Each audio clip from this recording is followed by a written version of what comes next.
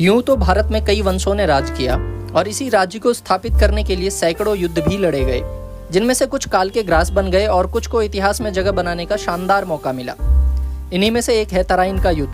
यह इतिहास के महाभयानक युद्धों में से एक है, जिसके बाद ही शुरुआत हुई भारत में सैकड़ों साल की गुलामी का।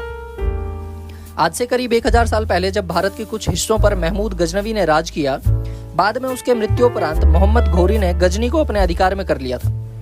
उसके कुछ समय बाद उसने ईरान के पूर्वी दिशा क्षेत्र से भारत पर आक्रमण कर दिया और यहीं से हिंदुस्तान पर हुकूमत का सिलसिला प्रारंभ हो गया।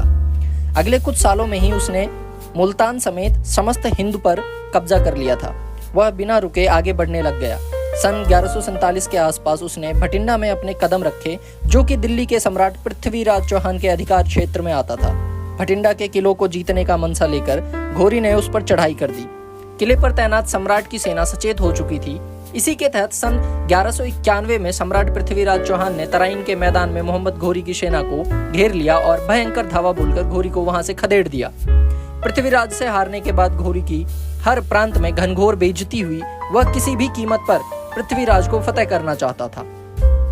इसी मनसे को पूरा करने के लिए घोरी अगली लड़ाई की तैयारियों में जुट गया। कहते हैं घोरी करीब 1 साल तक अपने परिवार से भी नहीं मिला।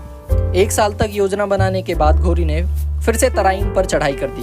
वहीं सम्राट पृथ्वीराज चौहान भी उत्तर देने के लिए तैयार बैठे थे, परंतु घोरी इस बार पूरी योजना और भारी लश्कर के साथ आया, जिसकी वजह से पृथ्वीराज जी की सेना को शिकस्त खानी पड़ी। इसी युद्ध में धोखे से सम्राट पृथ्वीराज चौहान को भी बंदी बना लिया गया। कहते हैं पहले दिन के युद्ध विराम के बाद रात्रि में सोते हुए पृथ्वीराज जी की सेना पर घोरी ने अनैतिक हमला करके सम्राट को बंदी बना लिया था। जब सम्राट को घोरी के सामने पेश किया गया तो उस क्रूर आतताई ने सम्राट की आंखों में गर्म लोहे की सलाखें डलवा दी, जिससे सम्राट अंधे हो गए। इसके पश्चात जब घोरी सम्राट को मारने का आदेश देने ही वाला था कि पृथ्वीराज चौहान के मंत्री ने घोरी को बताया, हमारे सम्राट के पास शब्दभेदी बाण चलाने की एक अद्भुत कला है। यह सुनकर घोरी यह कला देखने को लालायित हो गया और उसने इस कला के प्रदर्शन का आदेश दिया। तब सम्राट पृथ्वीराज चौहान को तीर और कमान दिया गया। तभी उनके मंत्री ने कहा, 4 बांस 24 गज, अंगुल अष्ट प्रमाण, ताऊ पर सुल्तान है, मत चूको चौहान, मत चूको चौहान। इस पंक्ति से सचेत हो सम्राट ने उस दिशा में तीर चलाया जहां सुल्तान बैठा हुआ था। सम्राट ने घोरी को वहीं मार गिराया।